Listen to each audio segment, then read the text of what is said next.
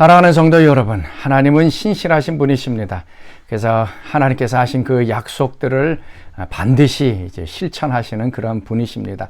우리도 그 하나님을 믿고 있기 때문에 우리도 하나님께 했던 기도의 내용이나 서원이나 약속들을 또 반드시 이행해야 하는 그러한 믿음의 사람들입니다.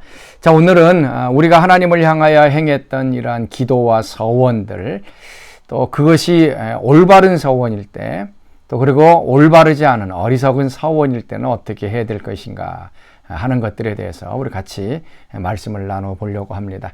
자, 오늘 말씀은 사사기 11장 29절에서 40절까지 말씀입니다.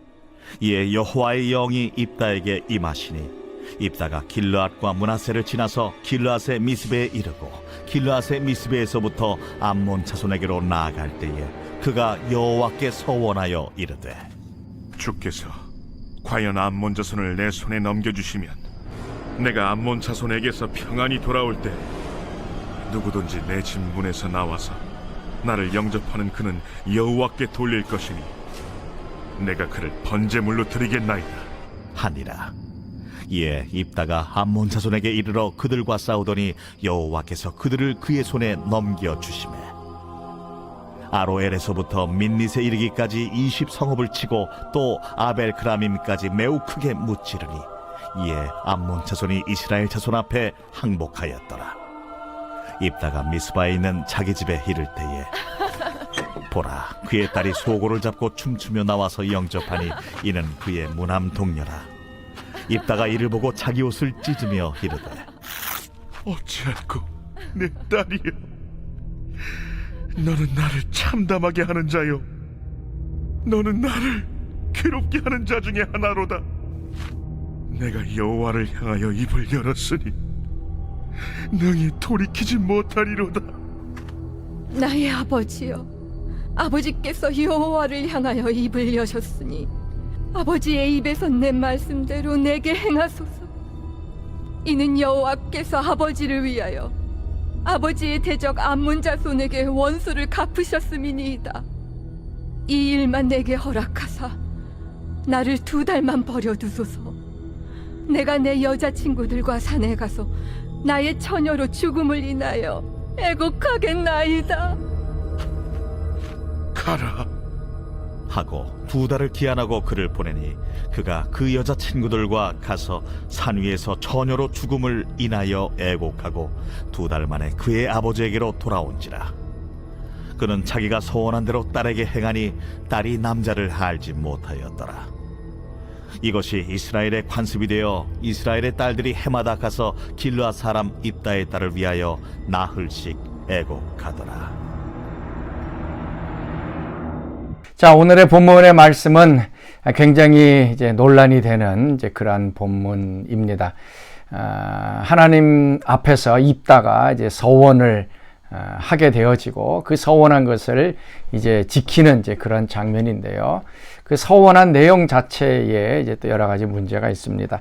자, 29절 말씀 보면 이에 여호와의 영이 입다에게 임하시니 입다가 길르앗과 므낫세를 지나서 길르앗의 미스베에 이르고 길르앗의 미스베에서부터 암몬 자손에게로 나아갔다라고 얘기합니다. 자, 하나님의 영이 이제 입다에게 임합니다. 굉장히 중요한 이제 모티브죠. 하나님의 영, 하나님의 능력이 임했을 때에 입다는 계속 나아갔다라고 얘기합니다. 이게 굉장히 중요합니다. 하나님의 성령이 우리 가운데 임하시면 우리는 멈춰서 있지 않습니다. 하나님께서 우리에게 하라고 하신 그 사명, 또 일들, 또 약속들, 또 비전들을 향하여서 우리의 몸이 그쪽으로 나아가게 되어지는 것입니다.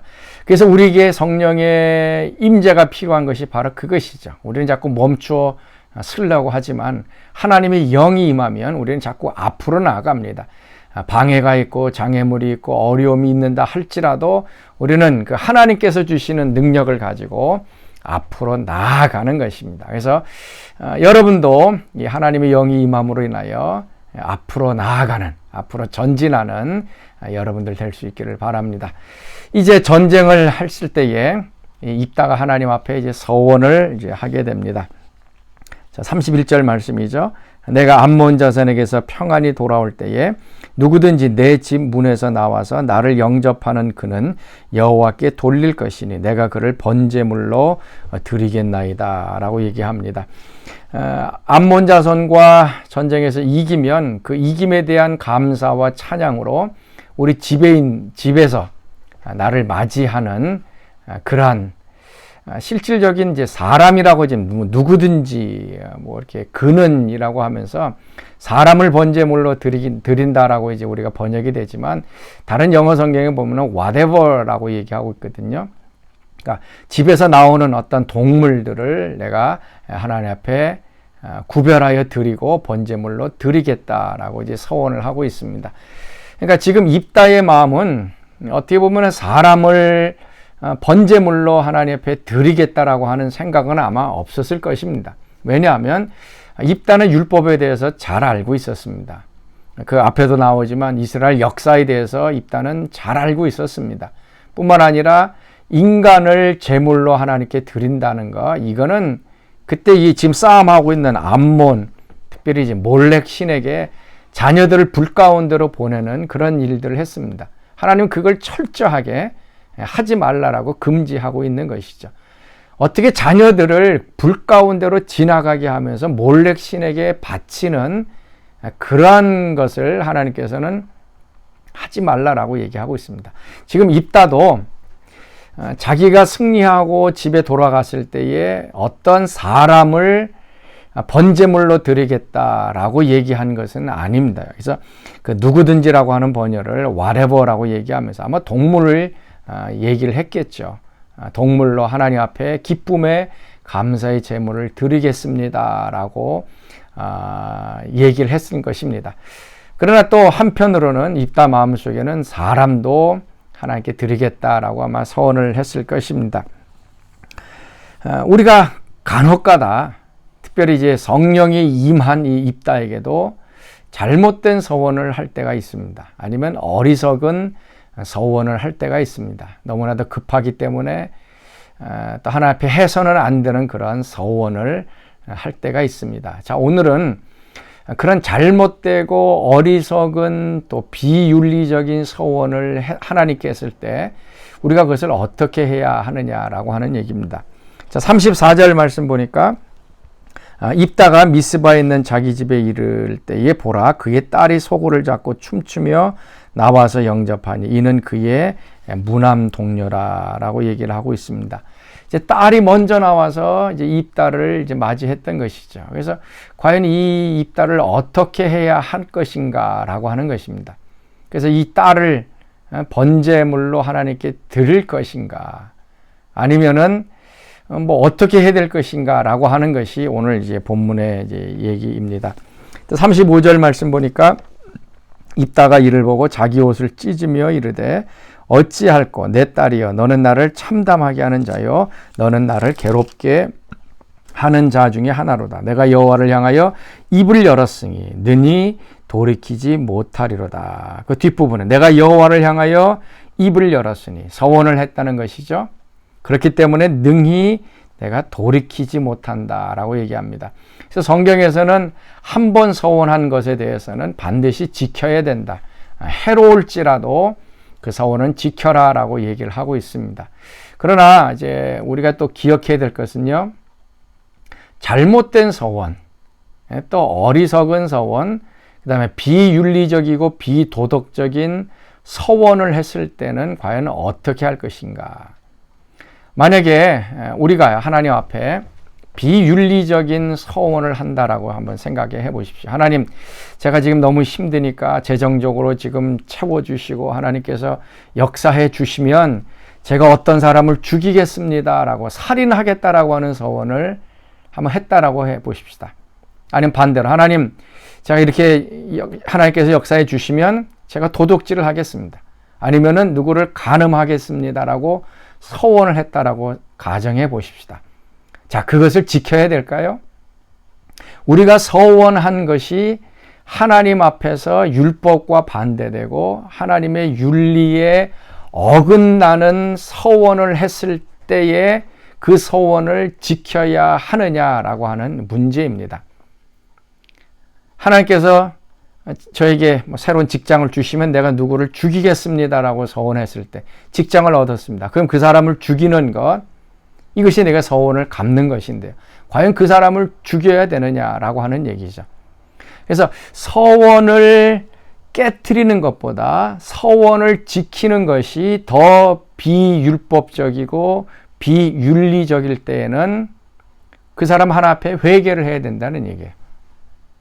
하나님 앞에 잘못된 서원을 했을 때는 하나님 앞에 나가서 하나님 제가 잘못 서원했습니다. 제가 어리석었습니다. 하나님 잘못했습니다라고 회개를 해야 되는 것이에요. 그거 서원했다 그래가지고 그 사람을 죽이고 뭐 간음하고 뭐 도둑질하고 그래서 그 서원을 지키는 것이 하나님 앞에 충성된 것이 아니다라는 얘기입니다. 잘못된 서원을 했을 때는 회개해야 합니다.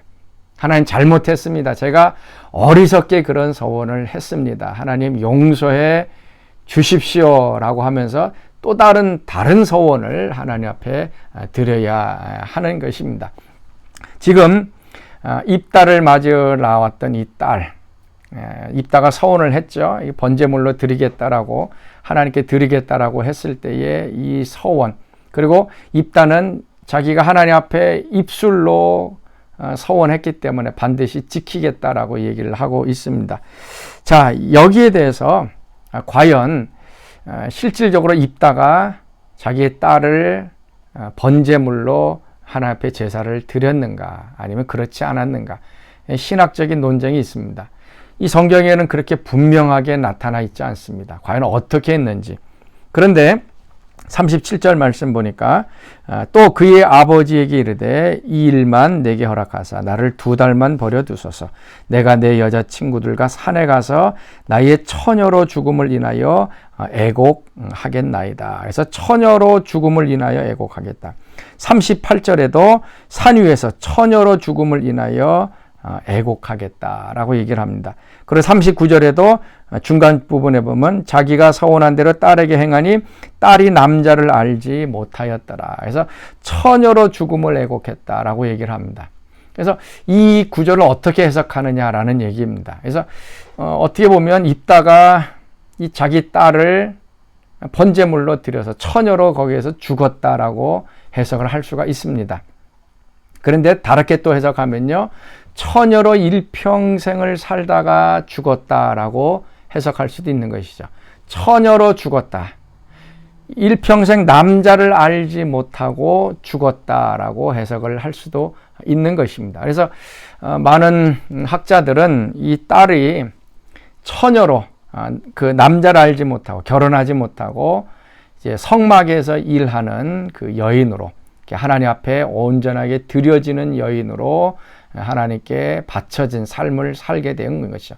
그래서 정상적인 이 가정을 이루는 그런 삶이 아니라 처녀로서 하나님을 향하여 전폭적으로 드려지는 그러한 이제 삶을 살았다. 그래서 처녀로 일평생을 살다가 죽게 되어지는 이제 그러한 헌신의 삶을 살았다라고 이제 보고 있습니다. 만일 입다가 이 자기 딸을 번제물로 드렸다 그러면 하나님이 율법에서 금지한 그 이방의 그 잔혹한 행위를 한 사사가 됩니다.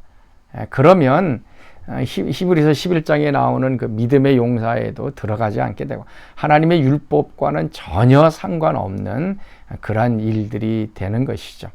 그래서 입다는 하나님 앞에 헌신했기 때문에, 그리고 맞으러 나오는 그 사람을 하나님 앞에 드리겠다라고 헌신했기 때문에 그 딸을 처녀로서 하나님의 성전에서 일하는, 그래서 평생 하나님을 위하여 드려지는 그러한 일을 이제 하나님께 했던 것입니다.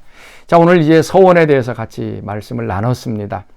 올바른 서원이 있을 때는 또 하나님 앞에 드려야 되고요. 잘못되고 어리석은 서원을 했을 때는 회개하고, 잘못되고 그 잘못된 서원으로 인해서 다른 사람이 피해가 가고 죽음이 진다면 그건 하나님이 원하는 것이 아닐 것입니다.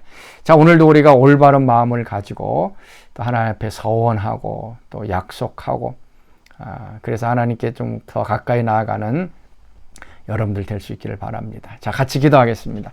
하나님, 오늘도 입다가 또 어리석게 또 하나님 앞에 서원한 것을 바라보았습니다. 또 우리도 너무나도 급하고 또 위기 상황이기 때문에 어리석은 서원을 하지 않도록 하나님, 저희들이 입술을 지키는 저희들 되게 하여 주옵소서. 또한 어리석은 서원을 했을 때는 또 하나님 앞에 회개하게 하시고 또 올바른 서원을 하나님께 하는 저희들 되게 하옵소서. 이제는 우리 주 예수 그리스도의 은혜와 하나님의 그 크신 사랑하심과 성령의 교통과 충만하심이 오늘도 하나님 말씀대로 살기를 소원하는 사랑하는 성도들 가운데 지금부터 영원토록 함께 하시기를 간절히 축원하옵나이다. 아멘.